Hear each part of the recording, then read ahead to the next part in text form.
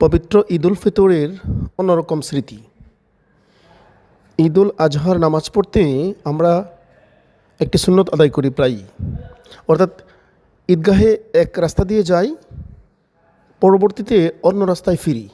মাঝখানে আরেকটি সুন্নত আদায় করে ফেলি, সেটা হলো আমার দাদা দাদুর কবর এবং আমাদের পারিবারিক কবরস্থান যেটা, সেটার মধ্যে আমার চাচা চাচি, আমার চাচাতো ভাই, আমার বংশের আরও অনেক লোক এখানে কবরে শায়িত আছেন। সেখানে গিয়ে আমরা হাত তুলি, আল্লাহ তাআলা যেন তাদেরকে জান্নাতুল ফেরদাউস নসিব করেন, তাদের ভুল ত্রুটিগুলি মাফ করে দেন।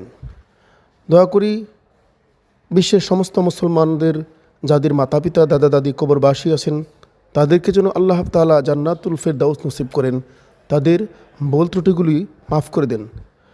আর ঈদের দিন যেহেতু সবাই একসাথে নামাজ পড়ি, সবাই একত্র হই, সেজন্যই আমরা চাই এই দিন যেন আমরা একটু কবর জিয়ারত করি। যারা কবরবাসী হয়ে গেছেন, আল্লাহ তাআলার ডাকে সাড়া দিয়ে যারা জান্নাতের পাখি হয়ে গেছেন, তাদের জন্য যেন আমরা মাগফিরাত কামনা করতে পারি। এটা একটা ওসিলা, এটা একটা উপলক্ষ। কারণ আমরা যারা রিজিকের তাগিদে ধরে থাকি, তারা হয়তো সবসময়ই কবর জিয়ারত করার সুযোগ পায় না। আমাদের নিকটাত্মীয়দের কবর সবসময়, আমাদের বংশীয় লোকদের কবর জিয়ারত করতে পারি না। সেজন্য ঈদের দিনটাকে উপলক্ষ করে একটি সুন্নত আদায় করে ফেললাম, কবর জিয়ারত করলাম এবং সাথে সাথে অন্য রাস্তায় ফিরলাম। আর এই যে ধান ক্ষেতগুলো, আমাদের সবুজ ধানগুলো সুন্দর হয়েছে, আল্লাহ তাআলার নিয়ামত, আমাদের রিজিক আল্লাহ দিয়েছেন। কিছুদিন পরে এই ধানগুলো পেকে যাবে ইনশাআল্লাহ। কোনো যদি বিপদ না হয়, এবছর ফসল অনেক সুন্দর হয়েছে, এজন্য আল্লাহ তাআলার দরবারে শুকরিয়া। আর আমরা আমাদের বংশের সবাই একসাথেই প্রায়ই আমরা কবর জিয়ারত করি। বিশেষ করে ঈদের সময় আমরা একে অন্যকে বলে নিয়ে আসি যেন আসো ভাই আমরা জিয়ারত করি।